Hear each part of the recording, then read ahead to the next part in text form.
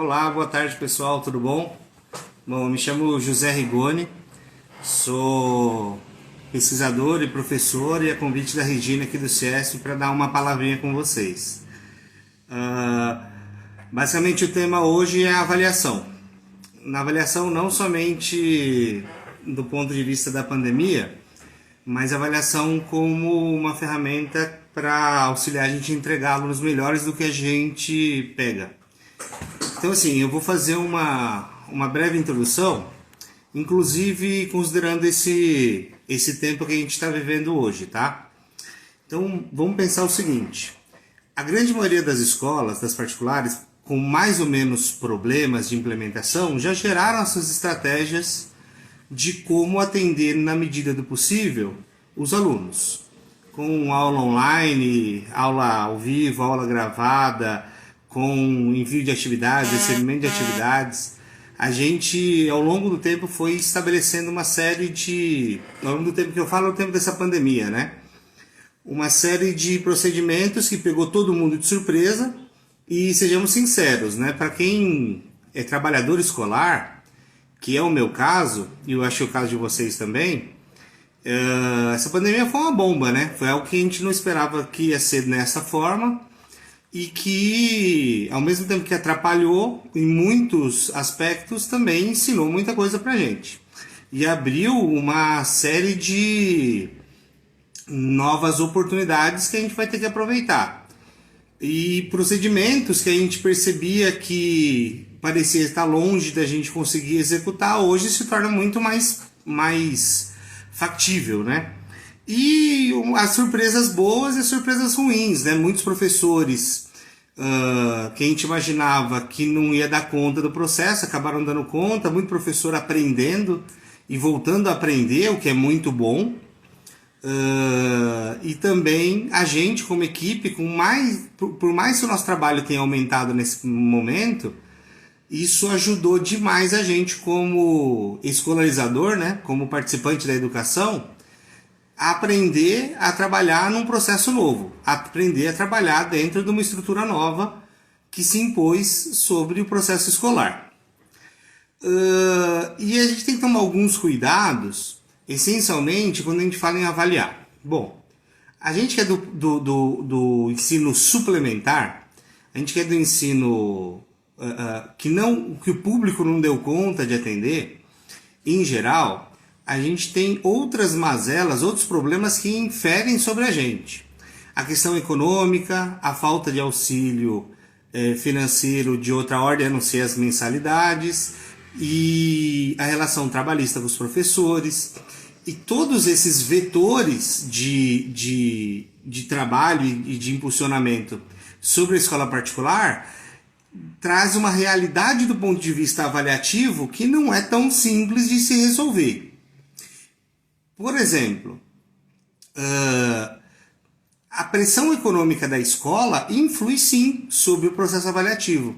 Por quê? Porque a gente está num momento onde a arrecadação das escolas sofre, a pressão sobre os professores para atender, para mostrar a escola presente e cada vez mais presente também aumenta, e a gente driblando todos esses problemas de acesso, que o aluno acessar a gente presencialmente, do modelo escolar que a gente tem montado ao longo do tempo e que a gente tem que demonstrar de modo fiel também para o aluno, mas essencialmente para a família, que o nosso trabalho se faz presente. Então, duas coisas interessantes a gente pensar. A primeira, na grande maioria dos casos, a escola sai fortalecida como instituição. Por quê? Porque os pais viram o trabalho que dá. Então, aquela onda de terceirização da educação não acaba, mas pelo menos eles veem que o nosso trabalho não é pouco e não é simples. O nosso trabalho ele é árduo e ele dá muito trabalho. Tanto é que os pais estão tendo esse trabalho. Obviamente tem que segmentar. O ensino infantil, os muito pequenininhos, tiveram muito problema nesse momento. Mas se a gente pegar a partir do segundo ciclo do Fundamental 2 em diante, o estabelecimento de acordos com envio de conteúdo, recepção de aula, em alguns momentos tira dúvida, recebe conteúdo, faz atividade online ou não, modelo ou não, foi ajudando nós ao longo do tempo, essencialmente a conseguir, ao longo dessa pandemia, se estruturar minimamente bem. Não foi um sucesso absoluto, embora algumas instituições conseguiram fazer isso, mas foi um trabalho muito interessante. Por que eu já estou falando isso? Porque a gente já está com muito tempo, né? A gente não está iniciando um trabalho. Ninguém está aqui falando assim, façam assim, façam assado que vai dar certo. Essencialmente a questão agora tem muito a ver como a gente vai avaliar esse processo. Por quê? No primeiro momento, no começo, nós que trabalhamos em escola, tivemos toda essa correria para atender o poder público, para manter o afastamento social e tocar a escolarização do mesmo nessa nova forma, mas com os mesmos requisitos. Instabilidade do ponto de vista da legislação, de como ficaria, carga horária, e até isso tudo se organizar. Mas agora que a coisa já está em curso, e a gente já tem um bom tempo de trabalho com os alunos, nesse modelo, a gente vai ter que avaliar, não vai ter como. E a avaliação não é uma das coisas fáceis de se fazer em escola, nem em tempo de normalidade, ou pseudo-normalidade, né? Que dirá em tempo de isolamento social. Então a gente tem que pensar o seguinte, se avaliar já é uma questão que não é das mais simples da escola, avaliar agora, mais complexo se torna o problema. E para a gente tem uma questão muito essencial que a gente vai ter que resolver. Primeiro, quais são os critérios que a gente vai adotar e quais são os critérios que vão influir sobre o processo avaliativo. Por quê? Porque uma coisa é avaliação e a outra coisa é nota. Nota é o registro da avaliação, é aquilo que eu guardo como um registro que entra dentro de uma sequência lógica que a nota deixa ou não o aluno por exemplo, de recuperação, a nota leva o aluno ou não para o conselho de classe, a nota demonstra algumas coisas para a gente, mas lembrando que nota é uma notação. É uma notação do processo avaliativo. Agora, como a gente vai avaliar para chegar nessas notas? Que começa o imbróglio a acontecer. Por quê? Primeiro, a gente tem que distinguir para que serve a avaliação. Então é muito presente entender claramente que a avaliação só serve para uma coisa. A avaliação só serve para a gente cumprir dúvida. Eu só avalio porque eu tenho dúvida. Se eu não tiver dúvida, não tem por que avaliar. A avaliação não pode ser uma questão inercial dentro da escola. O que é uma questão inercial? Como sempre foi feita, como os pais esperam que seja feita, eu vou fazer. E eu tenho que fazer. Os pais esperam a prova bimestral, a prova trimestral, os trabalhos e as atividades. Mas essas atividades de avaliação não são muito felizes se elas se configurarem como algo inercial e essencialmente como uma oferta de produto. Como a gente tem que fazer para o aluno se envolver, a gente tem que fazer para o aluno se engajar. E não tem sentido nenhum fazer dessa forma, porque a avaliação ela tem como processo primário, como tronco primário, responder à escola se está existindo evolução na demonstração de conhecimento dos alunos, seja do ponto de vista qualitativo, seja do ponto de vista quantitativo. Essa é a linha principal. Por quê? Porque quase uma década e meia já para cá, a avaliação para a gente foi se configurando ao longo do tempo como algo também mais presente externamente à escola.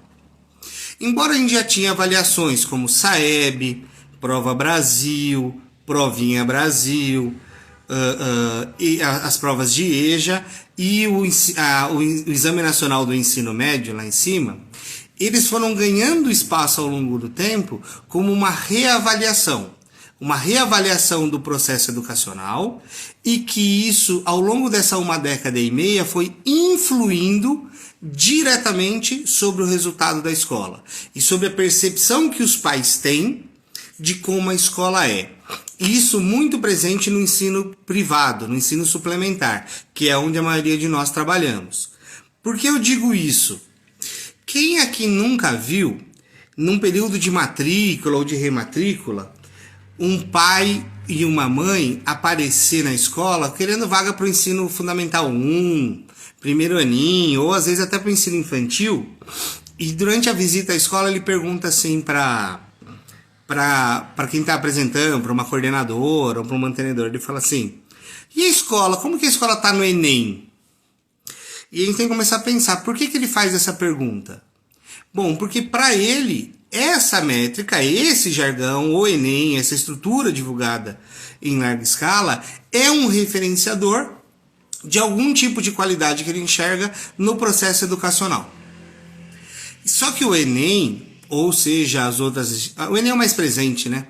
Ele tem como essencial figura fazer um exame nacional para avaliar sujeitos desiguais com métricas bem complexificadas do ponto de vista matemático, porque ele se presta a outro fim. E a gente dentro da escola tem um outro modelo de avaliação. O nosso modelo de avaliação intraescolar está muito ligado ao processo que segue um ano inteiro, ao processo de escolarização que o ano percorre. Então eu falo assim, olha, eu inicio minhas aulas, meu professor de matemática, ou de geografia, ou de história, ciências, biologia, física, do ensino fundamental 2, ou do ensino fundamental 1, ou lá do ensino médio. Começou as aulas, a gente tem um processo que começa lá no planejamento, antes do início das aulas, execução, e ao longo da execução, as verificações de aprendizagem, seja ela de que forma isso for ocorrer, mas são instrumentos de verificação de aprendizagem, como trabalhos, seminários, enfim, todas as atividades que a gente usa como verificador do processo de ensino e aprendizagem dos alunos, e, em geral, num final de ciclo, avaliações formais mais extensas, que a gente vai chamar isso de prova. E essas avaliações vão ser configuradas em nota. Os professores vão fazer registros, em geral, nas próprias avaliações, em muitos casos correções coletivas, em muitos casos notação aos alunos no próprio instrumento, mas essencialmente ele vai registrar isso em nota. E por que nós registramos o processo de ensino-aprendizagem em nota? Essa é a primeira questão para ajudar a gente a pensar nessa avaliação que a gente vai fazer agora. Bom, por dois motivos. O primeiro motivo para a gente usar nota numérica dentro da escola, essencialmente ele é logístico. Tem que ficar muito claro para todo mundo que o processo, os fatores que levaram a escola a utilizar nota numérica ao longo da história foi logístico. Por que a gente pode falar que ele foi logístico? A gente poderia avaliar todos os alunos pelos professores em relatório. Só que para uma professora do ensino infantil ou uma generalista, uma professora do primeiro ciclo de Fundamental 1, onde o número de alunos dela é reduzido perto do número de alunos de um professor do ensino médio, ela consegue fazer relatório para muitas das atividades, descrevendo a evolução e a percepção que ela tem sobre o aluno. Mas ela cuida de um número muito pequeno de alunos. É difícil que você tenha uma turma de ensino fundamental 1 no ensino particular com 45 alunos. E imagina se você tivesse que escrever um relatório por aluno para cada atividade em cada disciplina. Isso se tornaria praticamente impossível. Então a gente registra de maneira sintética, você sintetiza toda a percepção da evolução do aluno dentro do que você está avaliando em uma escala métrica, em uma escala numérica. Daí vem a ideia de nós registrarmos em nota. Mas observa só, eu estou falando de nota, eu não estou falando de avaliação. A nota é o registro da avaliação. Então, a gente vai ter que diferenciar isso para conseguir começar a imaginar, por exemplo, a pergunta que a Tatiana está fazendo aqui. Olha, como eu vou fazer a avaliação para ensino infantil de modo remoto? Bom, Tatiana, primeira questão. A gente tem que começar a tentar pensar qual é a efetividade ou a eficiência do ensino remoto para o ensino infantil, que já é um problemão. Isso pegou a gente de calça curta, né? Foi pego por isso. Mas eu continuo aqui na avaliação, por quê? Bom, imaginando o processo de avaliação como algo que nós vamos ter que dividir. Avaliação é uma coisa, nota é outra, porque a nota é a percepção do professor dentro de uma escala métrica do documento de avaliação ou do processo de avaliação que seja estabelecido, para que ele fique coerente com o que a gente apresentou. Sabe por quê? Imagina o seguinte, qual é a coerência de um professor? Imagina lá na sala de aula, que ele apresenta um curso muito superficial, muito fraco para uma turma. Um professor fraco apresenta um curso fraco. Isso ocorre em toda escola, tem um, ou mais de um. E aí, de repente, esse professor vem na avaliação com algo muito diferente do que ele apresentou no curso. É coerente essa situação? Não, isso não é coerente. Por quê? Porque ele tem que, a partir do processo avaliativo, pensando na relação conteúdo, a turma e aqueles alunos a qual ele está avaliando, para gerar seu processo avaliativo. Mas quando existe essa dissincronia entre o que ele apresenta, as condições de realidade de curso e o processo avaliativo que ele constrói, isso vai se refletir nas notas. Então a nota é um indicador. A nota é um registro do processo avaliativo, mas essencialmente ela é um indicador. Olha, tem coisa errada aqui. Eu como coordenador, eu como diretor, consigo ver isso de modo um pouco mais rápido. Por isso a gente fala que nota é a avaliação, é o registro sintético da percepção de valor do professor para o aluno. E aí encaixa nesse nosso tempo de afastamento social. Por quê? Como é que a gente vai medir a percepção do professor para com o aluno num processo avaliativo? Segundo, quais são os instrumentos? Porque nessa altura do campeonato, a grande maioria das escolas já está fazendo processos avaliativos dos modos mais criativos. Vai usar ferramentas online de questionário, como Google Forms, SurveyMonkey, ou processos de presencial, de entrega de listas de exercícios pelos alunos, de listas de todas as formas, mas tudo isso vai passar por um critério de aproveitamento máximo que o aluno consiga ter para com a percepção do professor.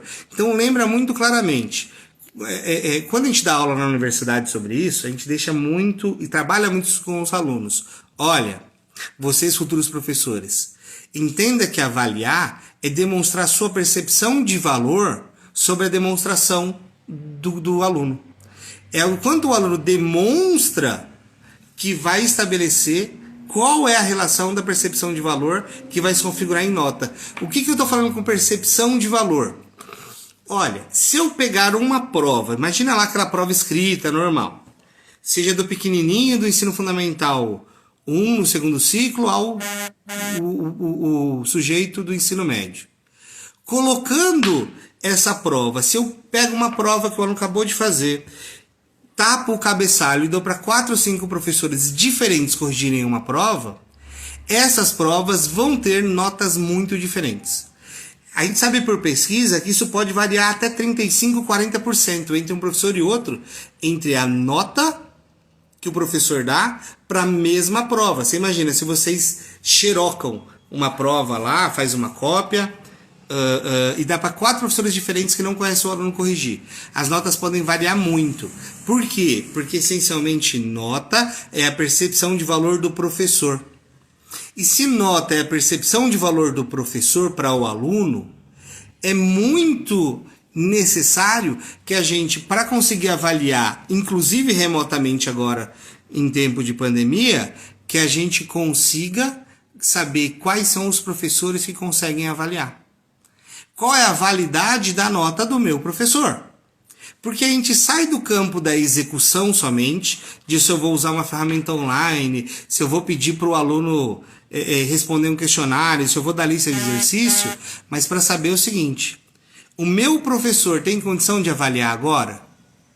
O meu professor tem condição, ou ele é apto a fazer avaliação?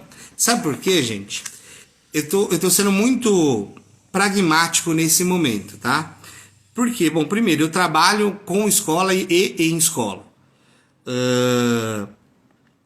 E eu trabalho com colégios de alto desempenho, onde a avaliação é muito presente, é muito essencial para aquele modelo escolar. Eu não estou julgando os modelos escolares e cada um tem o seu. Mas em escolas que apresentam resultados acadêmicos altos, a avaliação também tem um valor maior. Por que a avaliação tem um valor maior? Por quê? Porque a gente quer saber um pouco mais próximo da realidade o quanto que o aluno se desenvolve ao longo do tempo, quanto que o aluno desenvolve com um determinado professor, o como que os meus alunos estão se desenvolvendo dentro de determinadas áreas do conhecimento, para que a gente consiga entregar ao aluno melhor do que a gente recebeu. E para isso, avaliar se faz presente, avaliar se faz uma necessidade primária. Tem um autor francês que eu gosto muito dele, que ele era um diretor de escola na França, e ele escreveu 2 livros muito interessantes sobre avaliação. Isso nos anos 60, 50 para 60. E ele fala assim, que existe como você fazer avaliação sem escola, mas não existe como fazer escola sem avaliação. Porque senão a gente cai no mito da autoavaliação. Assim como o mito da espontaneidade. Como da espontaneidade? O aluno espontaneamente tende ao conhecimento, então ele vai chegar em casa em determinado momento, vai falar assim, nossa, que inspiração, número de oxidação, vou estudar isso. Ou ele vai para o videogame, ele vai para a internet, ou ele vai ver os amigos.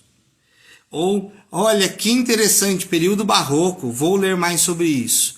Óbvio, existe os alunos, a minoria dos alunos que conseguem esse tipo de espontaneidade, mas na grande massa isso não é espontâneo. Nós, como escolarizadores, temos a função essencial de induzir esse comportamento, de induzir a aquisição através dos modelos que a gente monta dentro da escola. E agora, para a gente avaliar em tempo de pandemia, começa o grande problema. Para aqueles que estão aqui assistindo, agora são 41, devia ser bem mais, querem saber como fazer, qual modelo fazer, calma que eu falo já já. Mas a gente já tem pesquisa muito interessante nessa área que está demonstrando quais são os modelos que melhor funcionaram ou que estão dando mais resultado. O que eu estou chamando de resultado? É o engajamento do aluno e a percepção dos pais sobre o que a gente está fazendo. Então vamos lá, ó.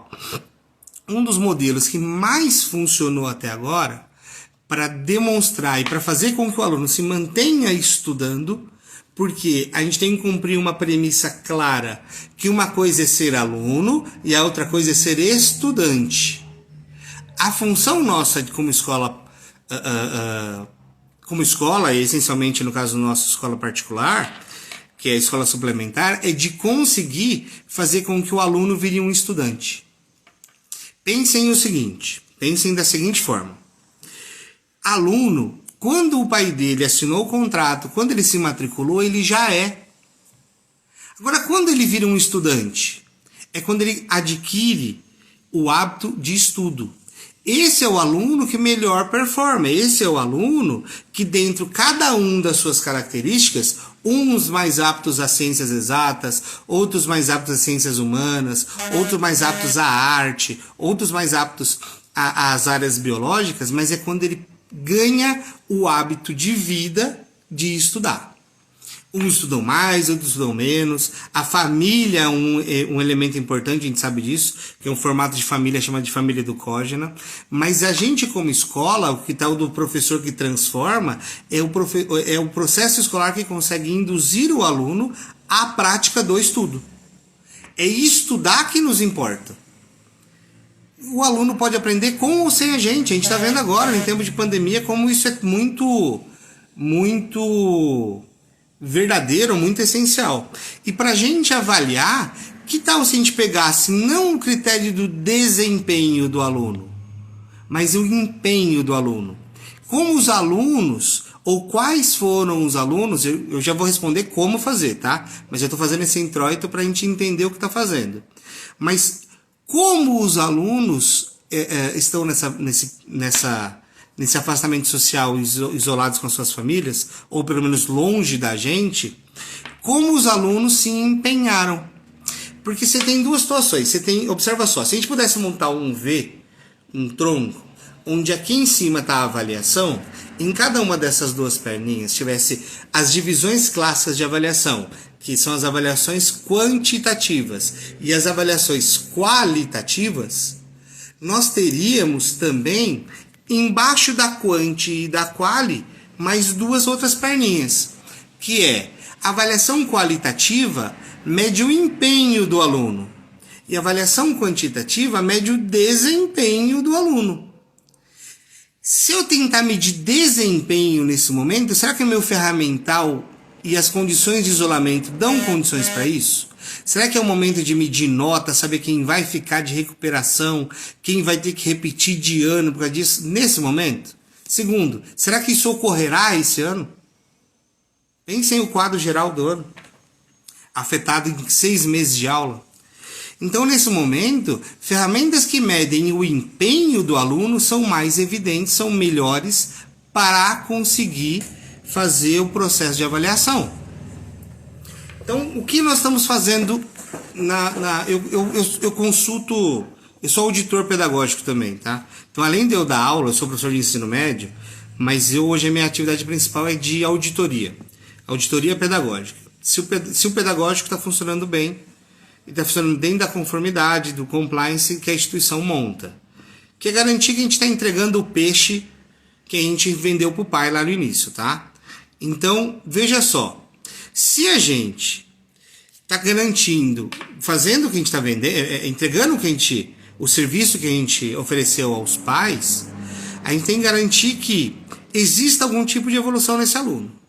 E, essencialmente, se existe evolução para esse aluno, a gente tem que medir, senão vira uma dúvida, né? A gente não sabe se foi verdade. E o modelo que melhor funciona, o que mais consegue evoluir o aluno nesse momento, que a gente mediu na vestibular, essencialmente foi o modelo híbrido. O que é um modelo híbrido? E eu vou só fazer um parênteses bem rápido.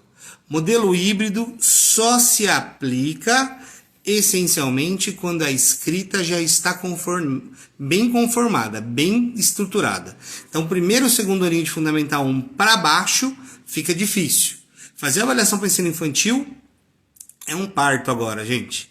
Não adianta que pode aparecer o consultor, ou o técnico, o especialista, mas quem trabalha dentro de escola sabe que manter a atividade para os alunos do infantil já foi uma dificuldade, está sendo uma dificuldade, né? E eu falo assim, a gente que é de escola, é muito comum a gente ver gente vir falar conosco que não é de escola. Ele é o especialista, é o neurocientista, é o XYZ, mas ele não trabalha em escola. Então ele não sabe a mazela que a gente vive. Ele não sabe o que é chegar uma mãe pra gente e boa. Quando a gente consegue estabelecer um processo que mede o empenho do aluno, que mede essencialmente o empenho do aluno, é quando a gente consegue demonstrar que o aluno fez algo fora do processo de interação, que ele se empenhou em fazer algo. Se eu pegar... Uma ligação aqui, eu tive que desligar, desculpa, gente. Se eu pegar tudo que foi feito ao longo do bimestre, vocês concordam que é melhor eu avaliar pelo que foi feito do que pelo processo de avaliação?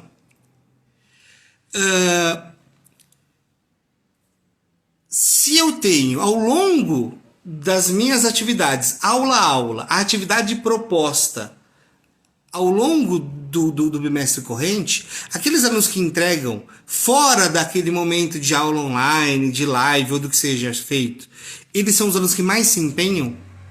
É o empenho que tem que ser medido agora. Quando eu falei de modelo híbrido, só para vocês terem noção, hoje o que a gente faz nos colégios, na maioria dos colégios de alto desempenho com o qual eu trabalho, Para todas as aulas, ou para a grande maioria das aulas que é possível fazer isso, o professor, ao terminar essa aula online, as aulas que foram ao vivo tiveram mais aderência do que as aulas gravadas, tá? A gente já sabe disso. Mas quem gravou não é um problema, já fez, agora já foi. Mas as que foram ao vivo teve mais aderência. Seja por Zoom, seja por Google Meet ou por qualquer outra plataforma. O professor, ao terminar isso, propõe à turma, via qualquer portal que ela utiliza, qualquer ferramenta online que ela utiliza, já a atividade que ele quer, ou a anotação, o fichamento, a lição de casa daquela aula. E a ferramenta que mais funcionou, incrivelmente, é o que chama de híbrido. É onde o aluno, embora ele esteja todo imerso hoje nas ferramentas online, ele traz para o caderno dele a atividade proposta e devolve isso fotografado ao professor, à escola. Por quê? Porque isso vai fazer com que o aluno escreva, que ele reproduza parte do que ocorre dentro da sala de aula. Duas vantagens muito claras que a gente observou. Isso faz com que o aluno organize seu pensamento. Sabe por quê? Tem uma coisa muito clara para a gente, muito clara. Primeiro, as escolas estão muito amarradas ao calendário. E elas querem já fechar as notas para mandar o boletim, já para fazer tudo isso. E a gente não tem uma obrigação tão clara de fazer isso de maneira assodada ou muito rápida. E segundo, eu posso conseguir, naqueles que já é possível a escrita, a devolução em fotografia disso em meio digital. Por quê? Porque eu consigo fazer com que o aluno estude. É estudar que é a chave do processo. A avaliação, fazer por fazer ou fazer como. O que é o fazer como? Eu vi até algumas pessoas comentando aqui, olha, utiliza o Google Forms, é uma boa ferramenta. Quem usa o Google Education é uma boa ferramenta. Quem usa o VA é uma boa ferramenta. As ferramentas são boas. Mas será que o que está contido ali e naquela forma é a ferramenta que interessa? Não, o que interessa pra gente é fazer o que o aluno fazia dentro da sala de aula e que deveria fazer em casa também, que é fazer o aluno estudar. E como nós montamos esse processo, tá? Eu não vou tocar em nome de colégios aqui, até porque não tem sentido, mas imaginem que hoje eu trabalho com pelo menos os 10 colégios melhores avaliados do país, nesses exames de... 10 não, são 6 dos 10 de exames externos. Então, qual foi a estratégia que nós acabamos adotando? Bom, para mim agora o que melhor se encaixa, o que mais me interessa é fazer o aluno estudar. É fazer com que o pai dele e ele perceba que ele está estudando e que ele não está largado dentro de casa, que ele não está lá abandonado e que a escola não está fazendo algo para cumprir tabela. No caso do ensino, dos ensinos lá embaixo, ensino infantil, por exemplo, é um problemão. Por que eu falo que é um problemão? Porque depende do pai. O pai tem que estar engajado. Se o pai não está engajado, o ensino infantil não faz nada. E o pai também está com um problema em casa, porque ele contava que o filho estaria, na grande maioria dos casos, na escola. Então, assim, o ensino infantil é um problemão. Um problemão não como algo deletério, algo ruim. É porque é difícil de operar. Porque os pais se sentem abandonados. Ou os pais falam assim, pô, isso aqui dá muito trabalho. Sem os pais, o ensino infantil nesse momento não funciona. Desculpa os que são mais românticos e acreditam que está fazendo a coisa mirabolante, mas ó, sem os pais, sem chance. Agora, o foco no processo avaliativo não deve ser o infantil, gente. O ensino infantil não há obrigatoriedade da gente avaliá-los e demonstrá-los eles, a não ser que seja para mostrar serviço de modo acelerado. Mas não sendo esse o caso, não tem sentido ficar fazendo avaliação minuciosa sobre o aluno. Por quê? Porque o professor está longe. Então vamos pegar agora do ensino infantil para cima. Ensino infantil eu estou colocando aqui até o primeiro ciclo de Fundi 1, que é o de alfabetização, que vai do primeiro ao segundo ano. Coloca para cima aqueles que já começam a escrever, que já começam a fazer conta, que já começam a fazer identificação, enfim. Para todos esses, como nessa faixa que nós trabalhamos, o acesso à internet é quase que presente, para muitos dos casos. poucas escolas particulares os alunos não têm acesso. É um número pequeno de alunos nas escolas de ticket de valor de mensalidade mais baixa, porque o resto da internet está bem distribuída. É que a gente montou ao longo do processo com que o aluno fosse entregando como se fossem pílulas diárias, que no final das contas a gente chama lição de casa. Está passando uma ambulância aqui. Chama-se lição de casa, que é uma ferramenta que sempre existiu e a gente sempre utilizou para avaliar. Mas o que acontece? O professor posta lá para a turma, ela posta lá para o aluno, olha, a aula foi essa, a aula é essa, tal data. Assistiu a aula, seja gravada, seja ao vivo, já tem lá a lição de casa daquilo. E o aluno, fazendo em digital, não propicia o estudo de maneira tão eficiente, do ponto de vista da consolidação daquilo para ele, como escrever à mão. A ideia de escrever à mão, gente, não é um retrocesso. A propósito, as melhores pesquisas já estão demonstrando isso, que o 100% digital atrapalha muito na consolidação do conhecimento. Por quê? Se for para registrar, se o caderno fosse apenas uma ferramenta de registro, o caderno já era algo ultrapassado, porque não tem nada melhor para registrar do que isso aqui, chamado vídeo. O vídeo registra melhor do que tudo. Tem lá o áudio, tá a expressão, tem a prosódia do professor, tem tudo. Não é o registro para que o caderno se presta, mas é porque o caderno e a escrita à mão é um organizador do pensamento. Como o aluno pensa, como ele entende, como ele organiza esse pensamento, que ele faz no registro à mão. Por isso que a gente pede no caderno, senão a ideia de ficar todo mundo apenas com seus respectivos laptops pode funcionar em idades mais altas.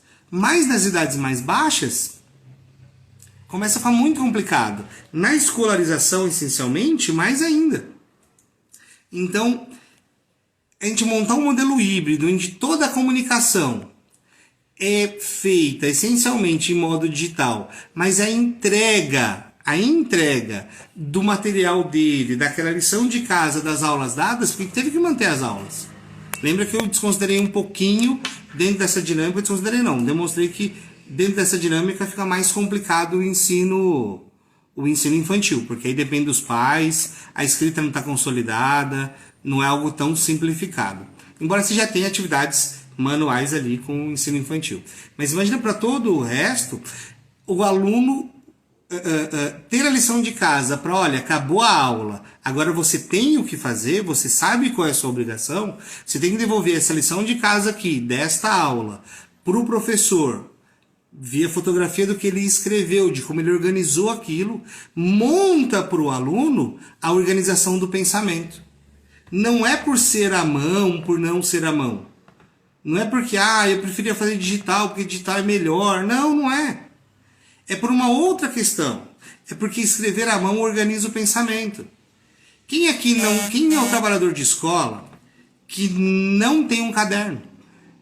Qual a coordenadora que não tem seu caderno? Qual o professor que não tem seu caderno? E você vai para uma reunião de coordenação, para uma reunião de professores, e depois pega o caderno de todo mundo, o caderno de todo mundo é diferente. Assim como o caderno dos alunos é diferente. Porque não é uma ferramenta de registro, ou específica de registro do caderno. O caderno é uma ferramenta de organização do pensamento.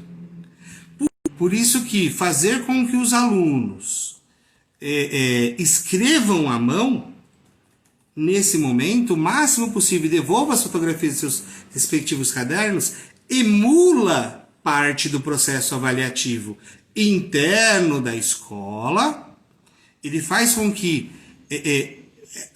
a forma se apresente não somente totalmente digital, mas também ajuda com que a demonstração disso fique para o aluno no empenho dele. E aí eu, em vez de fazer uma prova, uma PB, um processo de avaliação, ou uma grande avaliação no Google Forms, é melhor do que eu fazer um momento de avaliação, que eu faça a avaliação por tudo que ele entregou ao longo do processo. O quanto ele se empenhou nessas aulas online, o quanto ele se empenhou nesse processo de pandemia, nesse processo de afastamento físico da escola. Eu prefiro avaliar as pessoas, e é melhor com que a gente avalie as pessoas pelo que elas fizeram, e não somente nesse momento pela avaliação. Porque, gente, Imagina para os maiores, para o ensino médio. Não adianta. Se deixar corre solto o processo de cola, desse tipo de coisa dentro da escola, em casa, se a gente tem que avaliar para gerar nota, é nota que a gente quer? É apresentar um boletim para o pai que a gente quer? Não, a gente vai até apresentar o boletim, mas melhor que a gente apresente tudo isso pelo que os alunos fizeram e pelo que eles fizeram ao longo do tempo e utilizando as ferramentas clássicas de escola, ferramentas que já existem. E lição de casa sempre foi uma ferramenta extremamente eficiente.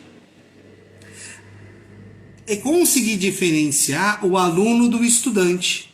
Se eu consigo diferenciar aquele que é aluno, aluno é o corpo presente, estudante é o que estuda.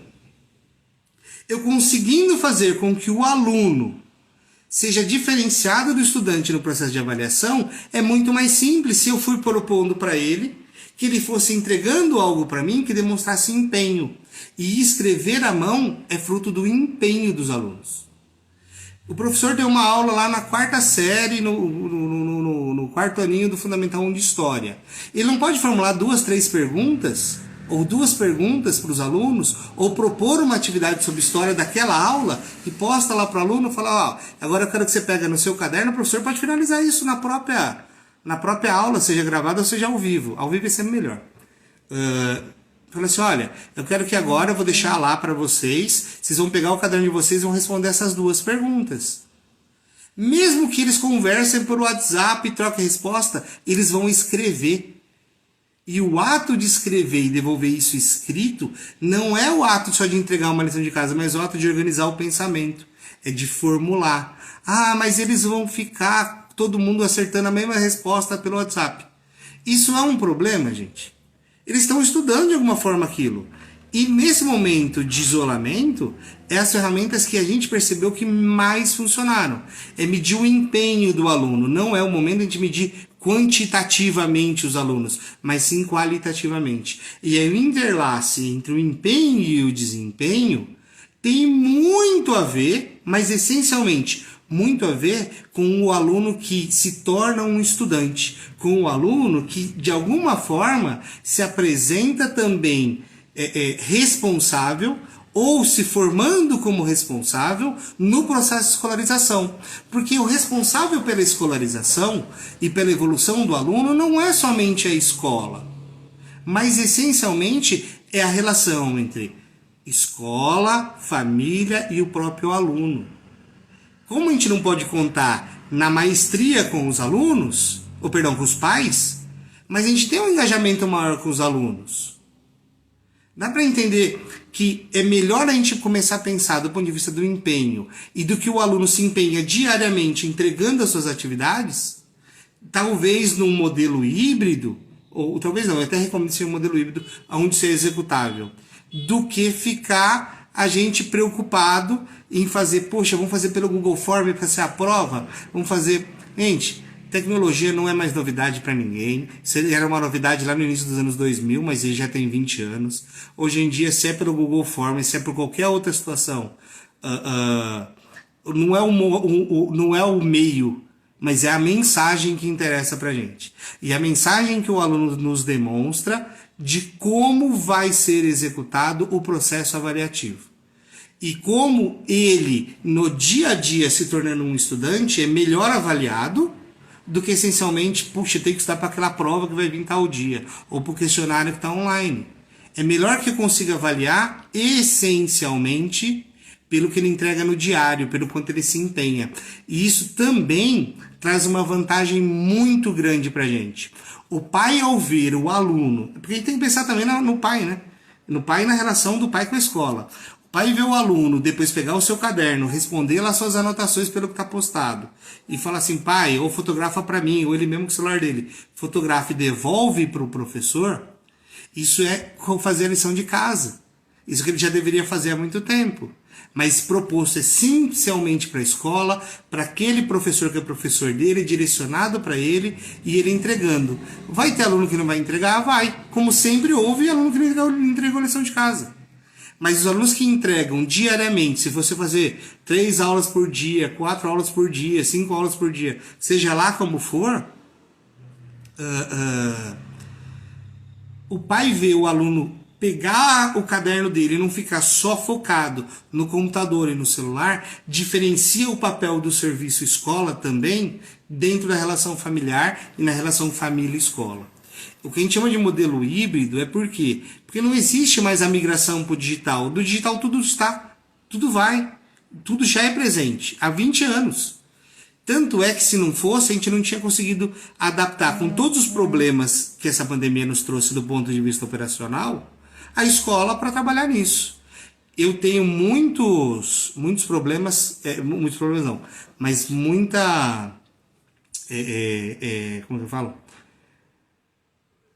Eu reconheço o trabalho fantástico que muitos ensinos infantis estão fazendo, mas a gente sabe que sem família, ensino infantil não vai, e avaliar o ensino infantil é muito difícil nesse momento, e a gente não sabe se isso é uma necessidade real do processo de escolarização, mas na fidelização dos alunos ajuda bastante. Então muitas escolas também estão preocupadas em função disso, porque é o setor mais afetado do ponto de vista da permanência dos alunos. Então o ensino infantil é um problemão. Mas o que eu queria apresentar com vocês é isso, olha, tem que diferenciar avaliação do quê? Avaliação de nota, avaliação de empenho? Avaliação quantitativa ou avaliação qualitativa? Qual é o meio? O meio é digital de entrega, não tem muito como fazer. Ninguém vai mandar um motoboy ou um motoqueiro passar nos alunos para pegar nada. Até porque, por razões sanitárias, também não é possível. Mas a entrega é digital. Mas fazer com que o aluno organize seu pensamento através da sua forma de anotação no seu caderno, depois entregando isso, ajuda demais a gente dentro desse momento de pandemia de avaliação. Como a gente já está encaminhando aqui para o final, eu queria deixar para vocês um convite. Eu anualmente dou um curso lá no CIESP sobre avaliação escolar. Se a gente voltar, se essa pandemia nos permitir, voltar presencialmente, gostaria muito que vocês participassem. Caso contrário, eu estava até conversando com a Regina, queria já agradecer desde já a ela pelo convite, a gente faz isso online. Porque se a gente conseguiu dar aula online, não vai fazer um curso de avaliação online, e a gente avisa para frente via os meios de comunicação aqui do CIESP, tá bom? E eu vou deixar agora esses próximos 10 minutinhos que faltam aqui, 10, 12 minutinhos que faltam, para a gente poder responder pergunta. Então quem quiser pode ir mandando pergunta aí que eu vou tentando, na medida do que eu puder ajudar, responder. Tá bom? Então vamos lá. A live vai ficar gravada? Vai ficar gravada sim. Tem alguém já falando que já fez o curso, é bom mesmo.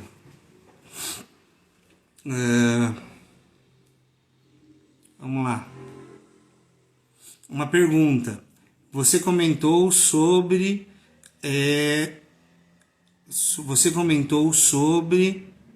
auditoria pedagógica. O que é isso? Bom, auditoria pedagógica, as instituições que têm grande preocupação com a qualidade do produto, com a qualidade do serviço apresentado, isso começou fora do país, está chegando no país já tem uns 5, 6 anos, são instituições maiores, que têm mais recursos, em geral faz, mas é quase um controle de qualidade externo ao processo de ensino-aprendizagem e como se avalia. Eu sou um desses auditores no Brasil, tem muito poucos ainda, mas que garante a gente monta um compliance, né, um processo de acompanhamento para o que a gente escreve no papel, no nosso regimento escolar, para que a gente consiga, o que a gente coloca quando a gente vende o nosso peixe para os pais, que a gente esteja entregando, mas essencialmente lá dentro da sala de aula, porque é ali onde tudo acontece. Porque a gente faz um monte de coisa, mas às vezes o professor não é tão coerente com o nosso processo. Então a gente monta estratégias de avaliar, construir isso dentro da escola, mas no curso eu comento mais sobre isso. Acho ótimo, pois moro no interior de São Paulo. A Leila está falando. Leila, eu também acho essa história de a gente fazer online um curso como esse é bem interessante mesmo, viu? Porque a gente conseguiria atingir mais pessoas, né? Até porque o deslocamento fica ruim. O ano passado eu fiz São Paulo e eu fiz numa regional de Ribeirão. Mas realmente é complicado, porque eu moro aqui e Ribeirão fica 5 horas daqui. E o estado é muito grande, então dá muito problema. E eu acabo rodando o Brasil inteiro fazendo isso. A Tatiana. Costumo envolver os alunos em atividades propostas, perguntas, interação com as atividades de registro. Realmente, ela tá falando, ela tenta fazer o máximo, mas infantil é difícil mesmo, gente. A Regina tá falando, Rigoni, podemos agendar o curso para julho. Para mim, tranquilo, porque online a gente faz à vontade. Vitor e Ana Paula aqui, acho que deve ser a Ana Paula que tá a fotinho dela. Vocês vão ficar sabendo do curso com antecedência? Sim, vou ficar com antecedência, pelo menos é o CESP que cuida disso. Eu não trabalho no CESP, né? Eu sou um convidado. Mas eles fazem isso bem bonitinho. Como fica difícil avaliar uma educação infantil? Também concordo. Qual a sua sugestão para tentar fidelizar esses alunos? Gente, fidelização é um negócio complicado agora, mas essencialmente vem para a gente manter a família munido de atividades que não assodem a família. Tem colégio fazendo muita besteira, muita coisa errada, colocando 1 milhão de coisas para a família fazer, só que a família tem a vida dela para cuidar também, né? Tem que ser o máximo de atividades possíveis do aluno fazer o mais autônomo que der, mas não é tudo que dá não. A gente pode conversar mais disso depois, porque a live está acabando já, mas a gente pode conversar disso. Acompanhar o processo de alfabetização está sendo um desafio, está sendo um desafio mesmo.